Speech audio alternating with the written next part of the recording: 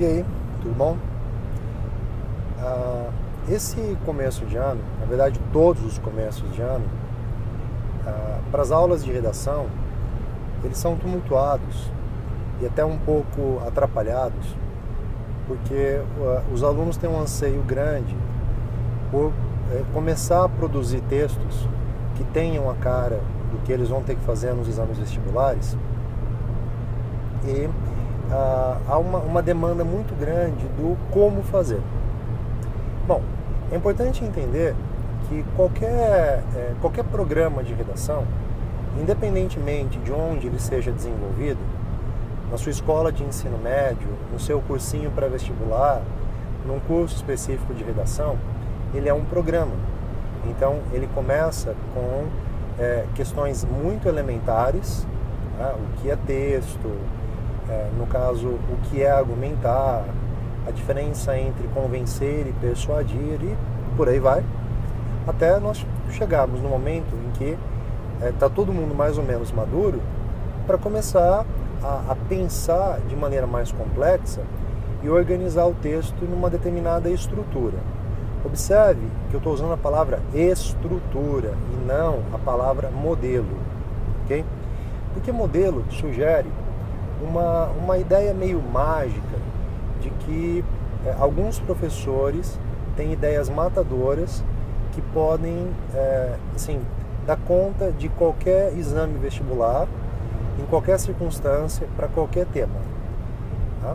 E isso é muito perigoso e é muito também desagradável para o professor, que se sente meio cobrado a fornecer para o aluno um formulário que o coloca numa zona de conforto, ok? Então, você tem que entender que qualquer programa, onde quer que seja, não é isso. Mas eu resolvi fazer essa pequena explanação, que ela vai se alongar um pouquinho, então tenha paciência, para você compreender algumas diretrizes básicas que vão, nesse primeiro momento, ajudar o seu texto a estar inserido na estrutura esperada, vou chamar de estrutura mínima esperada do gênero, abre aspas, dissertação de vestibular, fecha aspas. Então vamos pensar. Um tema de dissertação, ele propõe ao aluno, ao candidato do exame, uma reflexão sobre uma determinada questão que pode ser sociológica, mas pode ser também filosófica, ela pode ser atual, ela pode ser uma questão dessas que perseguem a humanidade já há muito tempo ou desde sempre, e com base nessa reflexão cabe ao indivíduo ali colocar a sua opinião. Opinião não é um achismo, a opinião é uma convicção. Convicções, elas são formadas com base em alguns indícios. Nós não somos senhores da verdade, de modo que essas nossas convicções, elas se opõem às convicções de outras pessoas. E em um espaço democrático, não existe tese certa ou tese errada. Nós podemos ter limites para teses que ultrapassam barreiras do aceitável, como, por exemplo, sustentar pensamentos contrários a liberdades e direitos que são garantias elementares, basilares de uma sociedade democrática, do Estado democrático de direito. Por exemplo, defender algo que desrespeite abertamente direitos humanos. Mas, fora disso, o seu pensamento, ele pode ser mais conservador ou mais liberal, ele pode ser um pouco mais flexível ou um pouco mais radical, desde que não caia no fundamentalismo, mas se ele for fundamentado em ideias que sejam coerentes com a realidade, não há o menor problema, ok? Então, o primeiro passo é uma reflexão madura, uma reflexão detalhada, cuidadosa, a partir do tema. Qualquer proposta de redação contém, salvo exceções, uma coletânea de textos motivadores, um conjunto de instruções sobre o que fazer com esses textos e uma frase tema, que pode ser uma afirmação, pode ser uma pergunta, pode ser uma tese pronta para que você concorde, discorde, mas não é? Concordando ou discordando dessa tese, concordando com a tese ou discordando da tese, você apresente as suas razões, os seus argumentos. O que o aluno deve fazer? Ele deve entender essas instruções para ter certeza do que fazer. Ele deve refletir sobre a compreensão dessa proposta. Por exemplo, se a proposta é uma pergunta, tá? O aluno ele adquire a maturidade ao longo do tempo de perceber que o texto obrigatoriamente precisa responder àquela pergunta. Se ele responde a pergunta no início, quando contextualiza o tema na introdução, ou se ele apresenta no final, é a estratégia adotada no texto que vai determinar se o texto foi bem sucedido ou não. Tá? Pois bem, tomando esse cuidado, é muito importante ler a coletânea, e aí o momento de leitura da coletânea depende muito do perfil do aluno. Alunos que gostam de ler a coletânea logo no começo, para terem certeza que entenderam bem a proposta. Alunos que preferem primeiro anotar algumas ideias básicas para não se deixarem contaminar pela coletânea e se autopodarem em relação a outras ideias que poderiam ter. Tá? O importante é, não deixe de ler a coletânea. Lida e anotada a coletânea, algumas informações podem ser usadas para corroborar a sua tese, algumas informações podem ser usadas para discutir, inclusive, por que uma outra tese estaria errada. Tá? Eu não vou falar nesse momento de estratégias de sustentação ou refutação, porque isso vai ficar mais adiante. O importante é, qual seja a sua opinião, quais são os fatos, quais são os conceitos, ideias que você pode trazer da sociologia, da filosofia, da própria história, e quais são os exemplos. Tá? Exemplos da atualidade, exemplos obtidos a partir da cultura geral, então uma analogia com um fato mitológico, com um filme, com um desenho animado, com um clássico da literatura. Isso vai depender do seu repertório. Como que você pode usar essas ideias dentro de um projeto que envolve apresentar o tema, sugerir um caminho argumentativo, que pode ter tese no começo, ou alguma provocação para chegar a essa tese.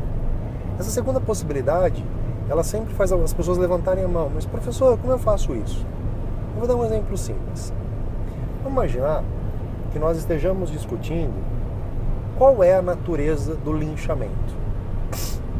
Tá? Então, o linchamento, ele é decorrente, quer dizer, a gente sabe que o linchamento é errado, mas o linchamento, ele é decorrente de uma expressão de ódio irracional, ou o linchamento, ele é fruto de uma crescente insatisfação da sociedade com uma das instituições democráticas mais importantes que nós temos, que é o Poder Judiciário, formado pela polícia e por todo o mecanismo que é responsável pelo processamento, pelo julgamento das ações penais.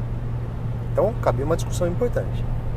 Eu posso começar afirmando que o crescente número de linchamentos no Brasil é decorrente do desaparelhamento do Poder Judiciário, o que leva a pouca efetividade da polícia e, em consequência, da resolução dos crimes. E a partir daí, então, eu vou apresentar fatos que façam o leitor concordar comigo. Ou, mesmo que ele não concorde, ele vai dizer, muito bem, eu posso achar que não é isso, mas eu acho que os argumentos são coerentes com a realidade. Ok. Um caminho inverso, sem a tese no começo, ele poderia apresentar perguntas. Então, uma vez desenhado o cenário de que há no Brasil, nas últimas décadas, ou no intervalo de tempo, um evidente crescimento no número de linchamentos, cabe indagar, e eu posso fazer algumas questões que eu vou responder. Ao final, quando eu somo as respostas, eu tenho uma tese que ela é, digamos assim, induzida no raciocínio do leitor. Por isso é um método indutivo. Uma outra maneira de fazer isso é apresentar um caso concreto. Por exemplo, eu me lembro daquele episódio em que uma moça no Guarujá foi linchada. Aí eu apresento esse exemplo e questiono, como que se pode explicar esse fenômeno? Bom, em primeiro lugar, o que levou as pessoas a confundirem aquela moça com uma suposta sequestradora de crianças foi um grupo no Facebook que fazia circular fotos ou retratos falados de criminosos em geral naquela região da Baixada Santista. Bom, mas não é só isso. Esse grupo existe por quê? Esse grupo existe porque a população não está mais contente com o serviço que a polícia faz. Acho que a polícia não dá conta de identificar os criminosos, de avisar a população e proteger a população. Mas por que a polícia não dá conta? A polícia não dá conta porque os recursos para o Poder Judiciário, eles são mal utilizados. De um lado, há salários estratosféricos para magistrados ou para membros do Ministério Público, e do outro lado há um sucateamento total dos peritos, da própria Polícia Civil, que é responsável pelas investigações. Vejam, em cada resposta eu posso desenvolver um parágrafo. No final eu junto tudo. Então, alinhando, a população parte para o linchamento quando, descontente com a atuação da polícia, identifica a sua inoperância em decorrência dos maus investimentos. Aí a tese surge no final do texto. Okay? A conclusão é o momento em que se retoma a tese apresentada no início, ou então se explicita a tese construída, como eu fiz agora com vocês, ao longo da argumentação. Okay? Então nós vamos ter de 4 a 5 parágrafos divididos em um parágrafo que tem por função apresentar o tema, de modo que o corretor leia e tenha certeza. Esse texto não é um tangenciamento, esse texto não é uma fuga temática. E há ali, além da apresentação, uma proposta, que pode ser a tese explícita, a afirmação da tese, ou pode ser algum outro recurso, um caso concreto, algumas perguntas, que vão dar a ignição, o ponto de partida na argumentação. Então a argumentação que segue é um processo, é uma progressão de argumentos que fazem ou a sustentação da tese ou a indução de uma tese que vai aparecer lá no final, na conclusão. Ok? Essa é uma exposição ainda muito simples, mas eu creio que é eficiente para que a gente comece o ano com uma noção de estrutura. Por favor, não caia no conto do vigário de modelos prontos, de frases matadoras, de estruturinhas, que basta trocar as palavras-chave e, puf, nasce uma redação legal. Isso pode enganar de vez em quando, principalmente quando esse modelo ele é jogado num sistema de avaliação como o do Enem, em que uma redação cai aqui, uma outra redação cai em outro estado. Agora, quando uma mesma banca corrige redações de um grupo que foi adestrado na mesma cidade, na mesma região, é lógico que você e seus 257 colegas que decoraram a mesma fórmula, vocês vão explicitar falta de autoria.